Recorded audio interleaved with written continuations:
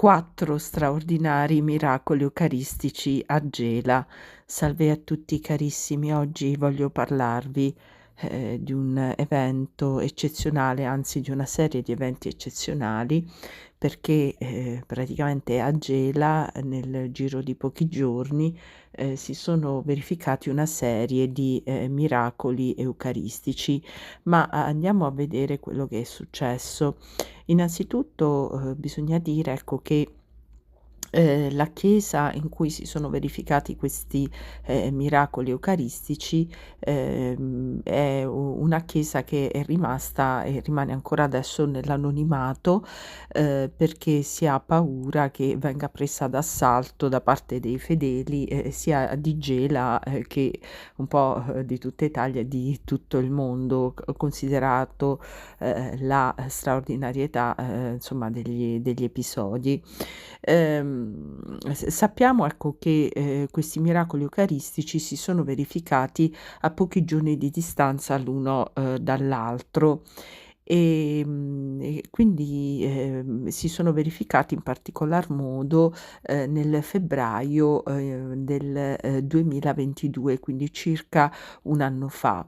Il primo miracolo è accaduto mentre si verificava la consacrazione dell'ostia, e proprio una parte dell'ostia si è tinta da un lato di colore rosso, un rosso non eccessivamente acceso.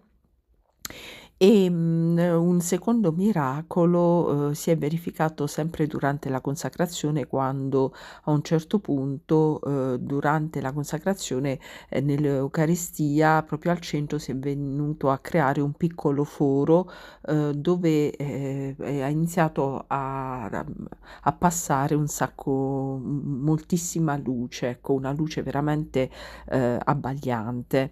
E poi un terzo miracolo si è verificato sempre durante la consacrazione, mentre il sacerdote era intento a consacrare l'ostia.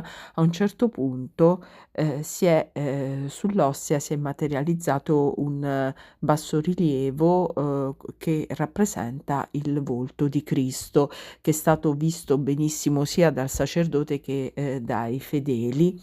E poi il giorno dopo, questo è successo il 6 febbraio del 2022, il giorno dopo, il 7 febbraio del 2022, nell'ambito sempre di un'ostia appunto consacrata, si è venuta a creare un'altra macchia rosso, di un colore rosso sangue, questa volta non più lateralmente, diciamo lungo il bordo dell'ostia come era accaduto nei giorni precedenti, ma proprio al centro dell'ostia. Quindi stiamo assistendo veramente a dei fenomeni straordinari. Purtroppo il nome della chiesa non ancora viene reso noto dalle autorità locali, sono in corso ancora tutte le indagini.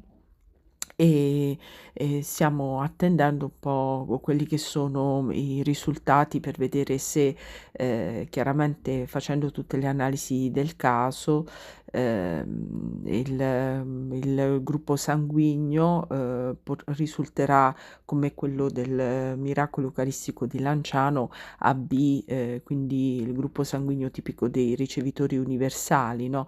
Per vedere se nel sangue verranno rilevati globuli bianchi, insomma se si potrà ricondurre questo sangue a sangue umano, come negli altri miracoli eucaristici che sono sparsi un po' in tutto il mondo.